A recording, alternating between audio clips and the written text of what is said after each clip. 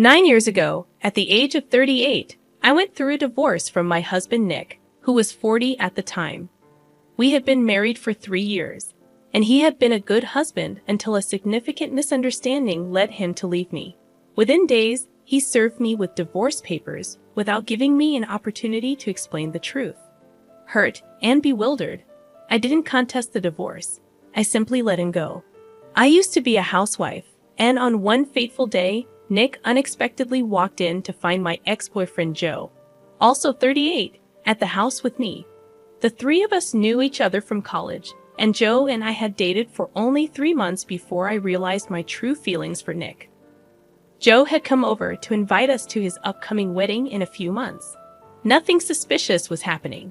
However, Nick assumed the worst, left without a word, and even blocked all communication channels. Despite my attempts to explain and reach out, Nick drove away and cut off all contact. Devastated, I spent the next 2 days in a state of panic and tears. Joe also tried to explain, but even he was blocked. I believed Nick's anger would subside, and he would return, allowing me to clarify everything. Unfortunately, that never happened, and a few days later, Nick filed for divorce. Feeling helpless, I decided not to fight for my marriage, and as the divorce proceedings began, I moved in with a friend until I could establish my independence.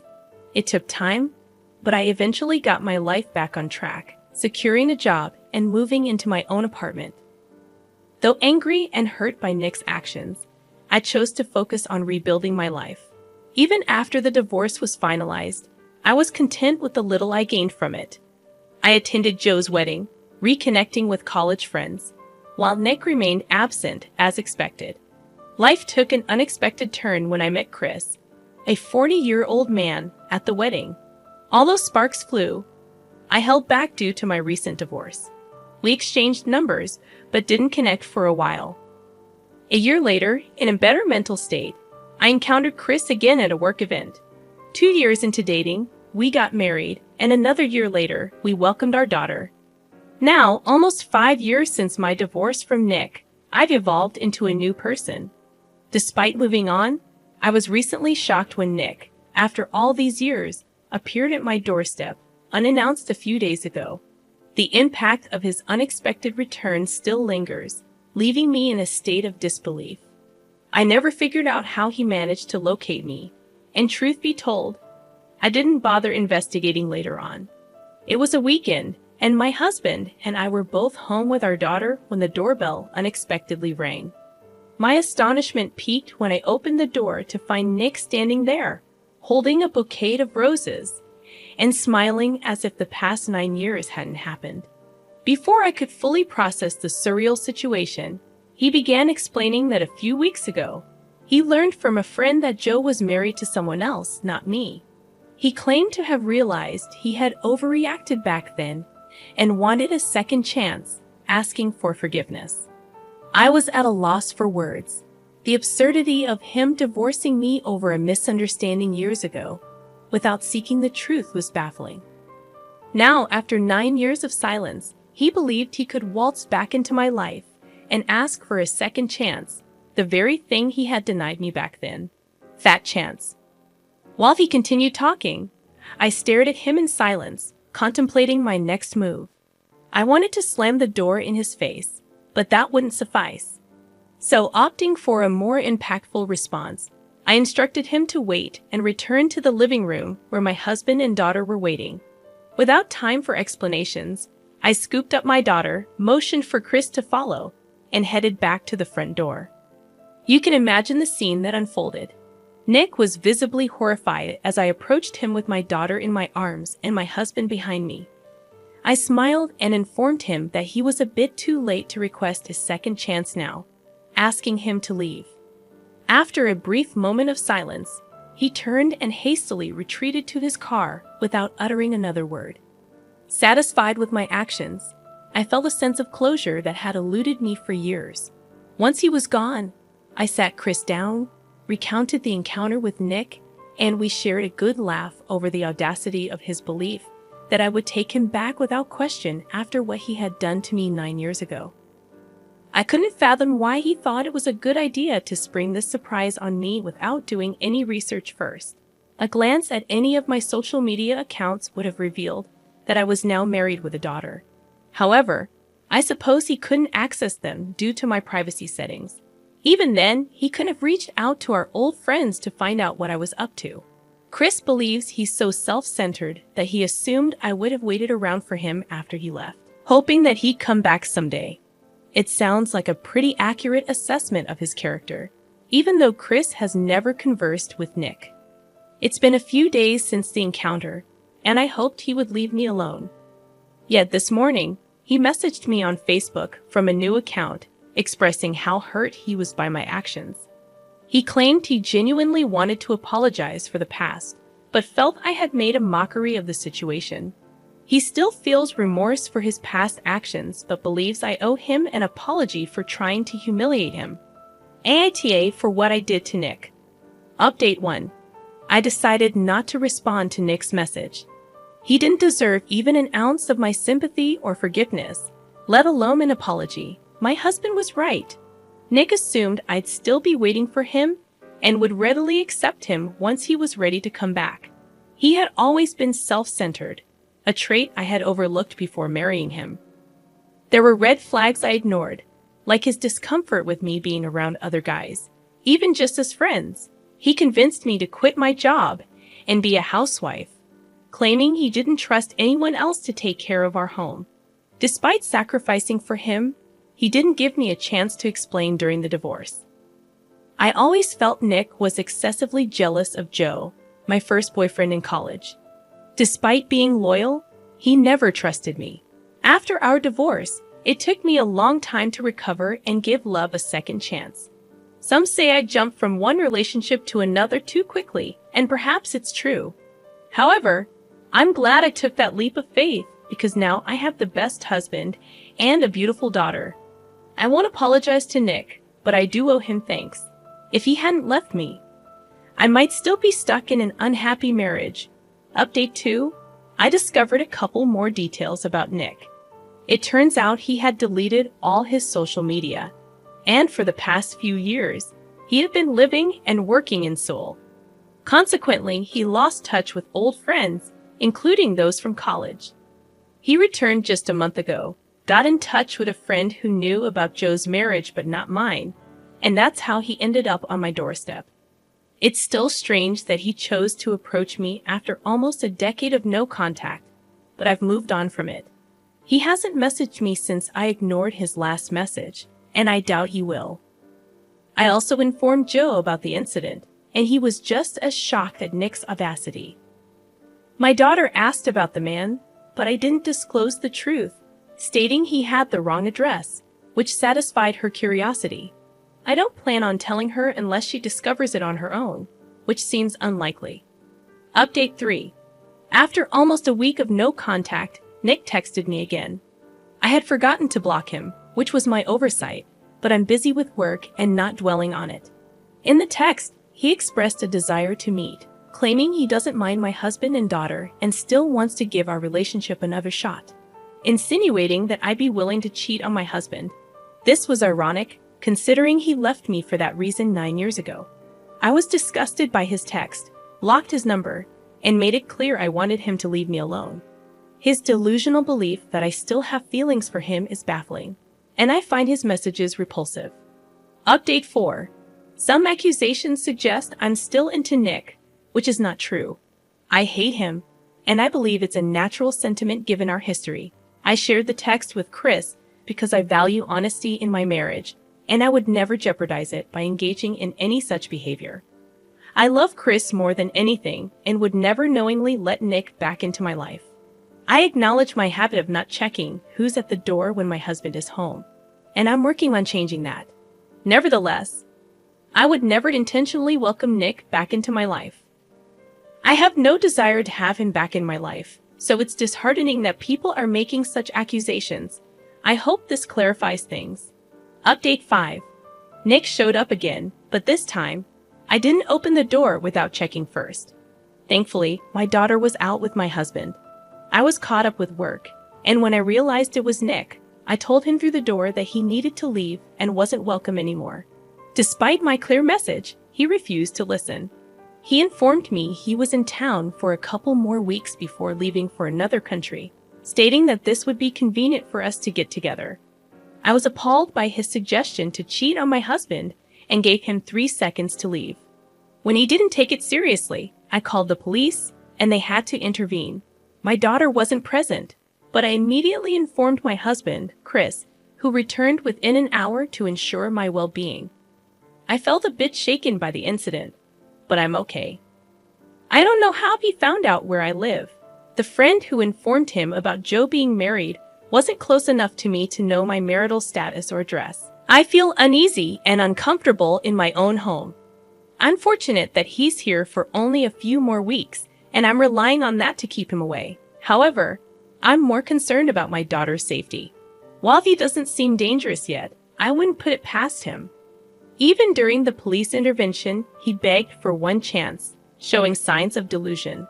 My husband and I are considering increasing security measures and seeking advice from his uncle, who works in the police, to address this unsettling situation. Update 6. I discovered how Nick traced me. One of my college friends gave my address to Nick's old friend without asking me first. She apologized several times, but I'm still upset about the situation. I haven't heard from Nick since the police escorted him away, but we're contemplating moving just in case he lied about his stay duration. Chris, and I don't want to take any risks, especially with our daughter attending school nearby. The situation has left me feeling paranoid and anxious. We're still contemplating a move, and ironically, the only thing holding us back is our daughter's love for our home. She has been upset since learning that we might have to leave. Any tips on how to handle this are welcome. Meanwhile, we're trying to find a solution that ensures our safety without compromising our current situation. Update 7. Nick has moved to Canada, confirmed by multiple sources.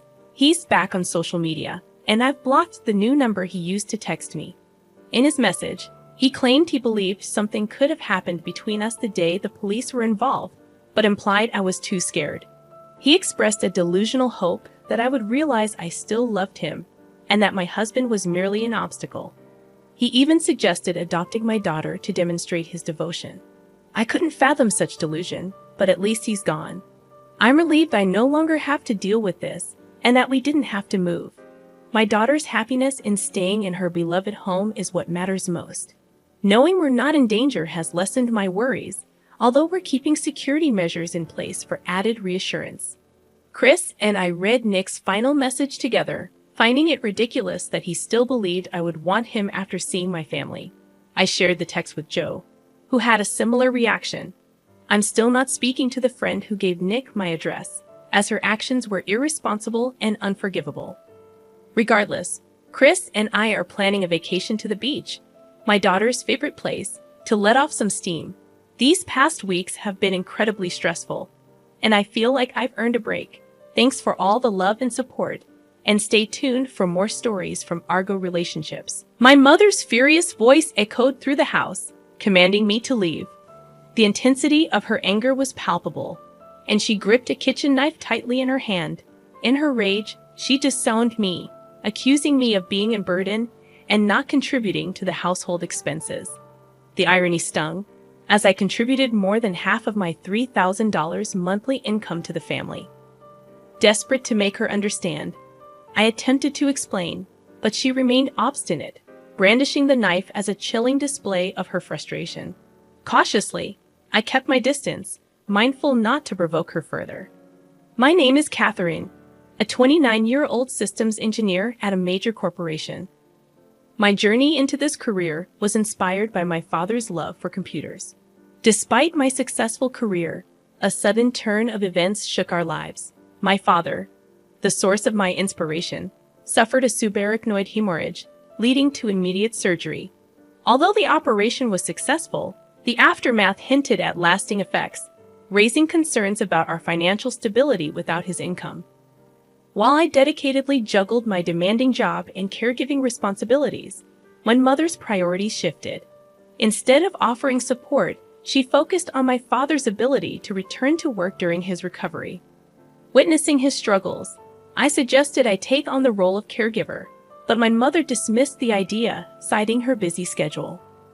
Returning home to care for my father, I found myself shouldering not only caregiving duties, but also the entire burden of household chores. Despite her initial claims of self-sufficiency, my mother had neglected the chores, leaving me overwhelmed with the responsibilities. Juggling work, caregiving, and household tasks became a daunting challenge. Meanwhile, my father, though physically weaker, expressed gratitude and apologized for the trouble. Undeterred, I reassured him and cherished the moments spent together. Despite my efforts, my mother continued to criticize, finding fault in my cooking and questioning my commitment as a daughter.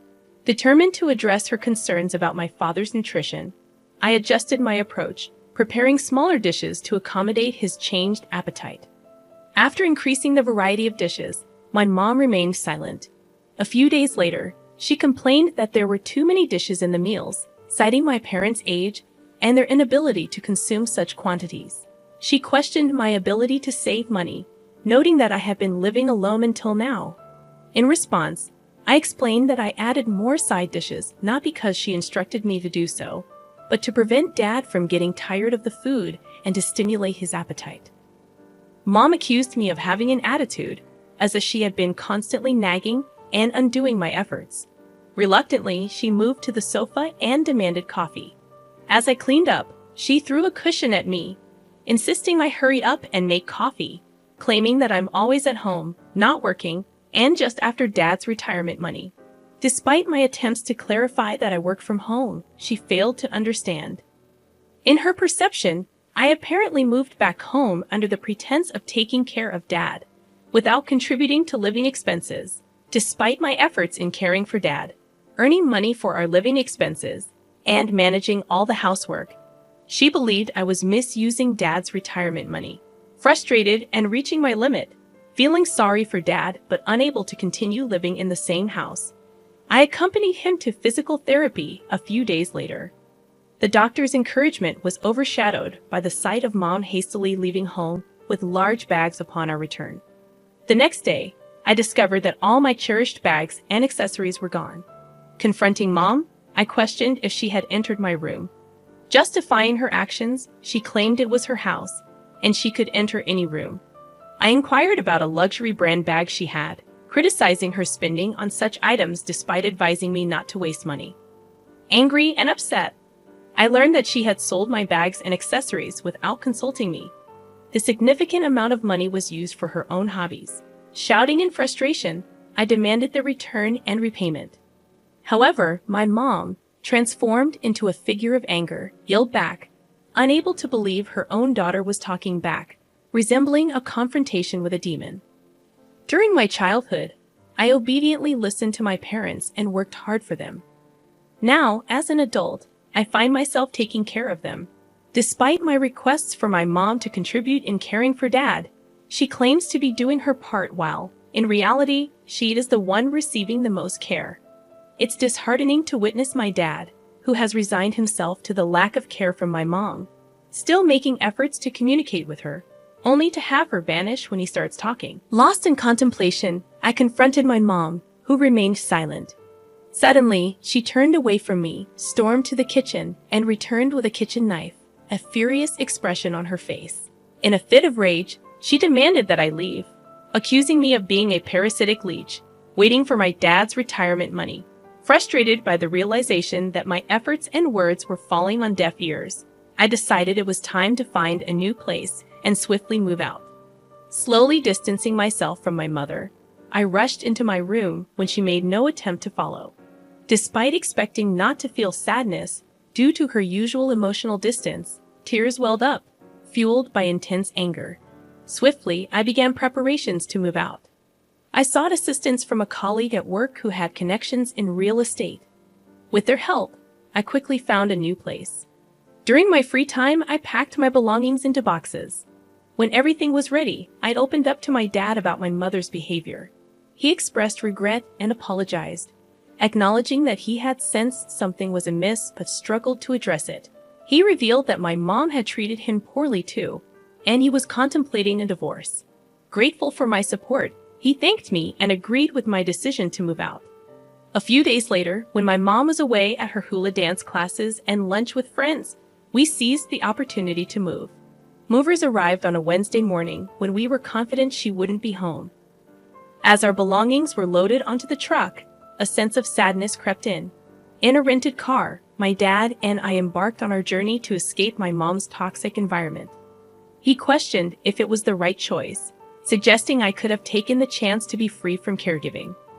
Assuring him it was the right decision, I expressed how happy living with him made me feel. The move was completed by the afternoon, and over takeout lunch we reminisced. I apologized for the convenience store lunch boxes, and my dad shared that we used to eat them often before my return. Even the simplest conversations made the meal taste delicious.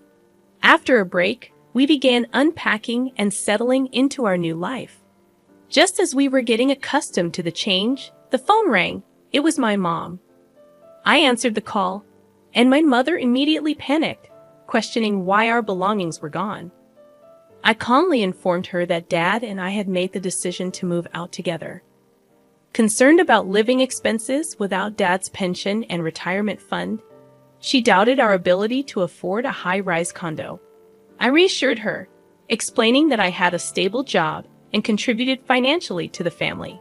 However, she accused me of spending Dad's retirement fund on designer bags, despite my clarification that I had been supporting the family. I reminded her that Dad had tried to communicate my job situation to her, but she had never listened. Money was her primary concern, and her financial management was careless. Growing impatient, Dad dropped a bombshell. We were getting a divorce. Mom panicked about her living expenses, but Dad assured her that she could live freely without interference. He mentioned sending divorce papers for her to sign later and hung up without further explanation. Dad apologized for making me feel bad, and I expressed my gratitude. The next day, we headed to the hospital for Dad's appointment. Unexpectedly, we found my mother waiting near the entrance. She approached, inquiring about the previous day's phone call and asserting that she wouldn't allow us to live in a nice place by ourselves. Suddenly, she grabbed my hand, insisting on living in the high-rise too. Despite my calm demeanor, she refused to accept our decision. I asked her to let me live my own life, but she persisted, leading me to threaten calling the police. Eventually releasing her grip, she hurriedly left as hospital staff and security approached. I apologized for the commotion, attributing it to my mother's actions. A subsequent argument took place, and as I observed my mother's back near the hospital entrance, she seemed weaker than usual. In the days that followed, she tried to find us around the hospital, but only confronted people she perceived as weaker. After being chased away by security guards and assertive patients, she stopped showing up. That hospital encounter marked the last time I saw my mother. Subsequently, my father consulted a lawyer and actively pursued the divorce process. Unhappy about the divorce, my mother made a fuss demanding money. The lawyer explained alimony, but when she realized she wouldn't receive any, she resorted to tears and begging.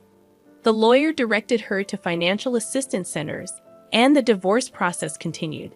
Eventually, the divorce was finalized, and my father decided to sell the house. Initially opposed to the idea, my mother changed her stance upon learning she would receive money from the property division. After selling the house, our lives became more peaceful.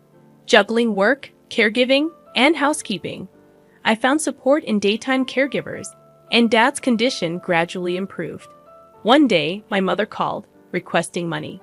I declined, stating that I couldn't provide more and asking her to leave us alone. Despite changing my number to stop her calls, she persisted using different numbers.